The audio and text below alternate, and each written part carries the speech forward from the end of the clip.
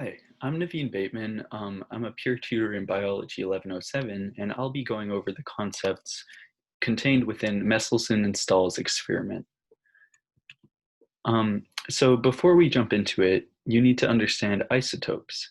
Isotopes are a variation on the weight of an atom, and this variation is caused by having differing numbers of neutrons, because if you change the number of protons, you would change the element. However, isotopes are atoms of the same element that have different masses. So as you can see in this image, a nitrogen that contains 7 protons and 8 neutrons will weigh 15 grams per mole. However, nitrogen that contains 7 protons and 7 neutrons will weigh 14 grams per mole. Um, and the second concept is centrifuging. So this concept entails entering a solution into a test tube such as this one and centrifuging it or spinning it very rapidly. And this process results in molecules of different densities separating out to levels corresponding to their densities. And the measurement is arbitrary and is usually relative.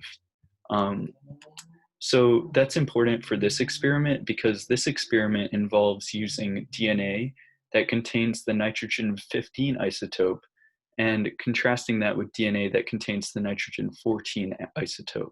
So even though DNA isn't 100% composed of nitrogen, it makes up a considerable amount. So if all of the nitrogen is slightly heavier, the DNA will consistently be slightly heavier. So the three theories of DNA replication that Meselson and Stahl were attempting to test for were the semi-conservative, conservative, and dispersive theories of replication, which we'll get into. But first, they started this off and they modeled what they thought would happen given each theory.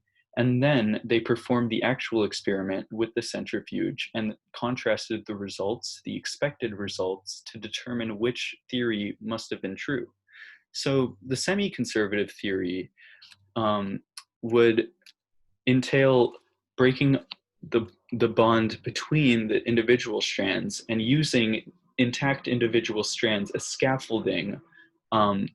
And so they started with all heavy DNA, but they had great excess of light DNA nucleotides in the solution and no heavy DNA and nucleotides. So any new DNA that's being synthesized will be using this light DNA as their resource to do this.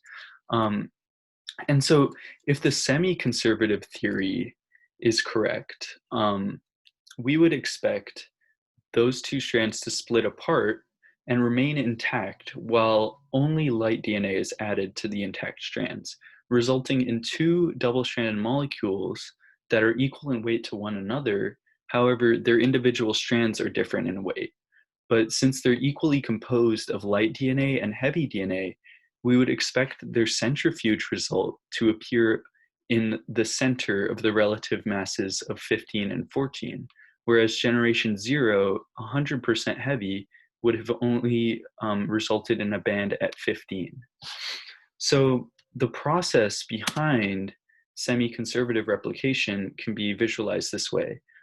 While we know that there's a replication bubble and other processes involved, it can be simplified to the two strands being fully separated and the new DNA being stuck on, and that can more clearly result in these strands. The conservative theory, on the other hand, dictates that this original double-stranded molecule will remain intact after replication.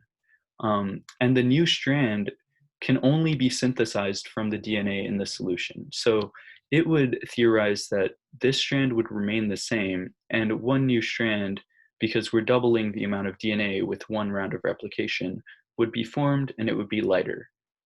And this would result in two distinct bands on the centrifuge, one corresponding to N14 and one to N15. The dispersive method, on the other hand, dictates that the nucleotides are being constantly separated from the strand and reattached at random locations.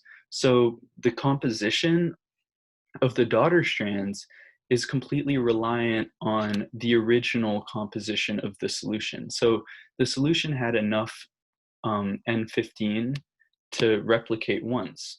And so we would expect 50% of each individual strand to be made up of N15 scattered throughout.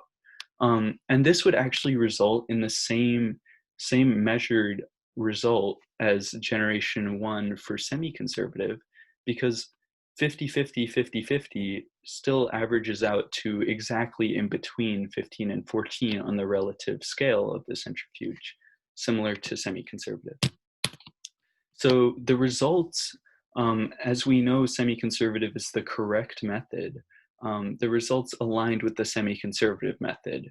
And since the results showed this band directly in between 15 and 14 when they actually did the experiment, we can rule out this conservative theory because we didn't see two distinct bands. Therefore, we know there was some combination of the 15 and 14 isotope. Um, However, this doesn't rule out dispersive yet because these results are in line with both semi-conservative and dispersive. So next, because they didn't rule out all of the other theories, they had to continue forward and do another generation. So these would be the resulting strands of semi-conservative replication round 2. So this individual strand would break off and synthesize a new strand with just light DNA.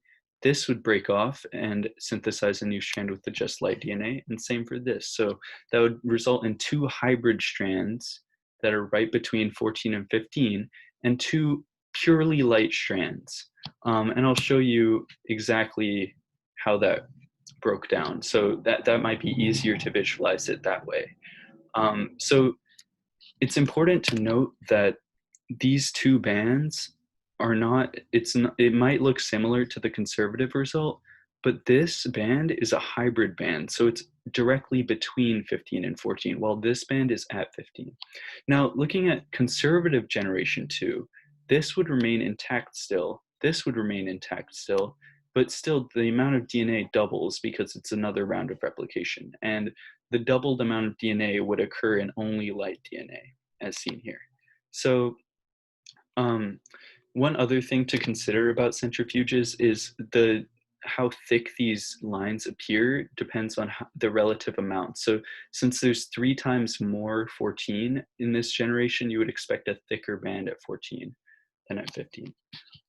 Now for dispersive, since we started out with this and we doubled that, we had 50% this and 50% this. But now we still have this original amount and we're doubling it again. So it becomes a quarter of the overall amount of DNA.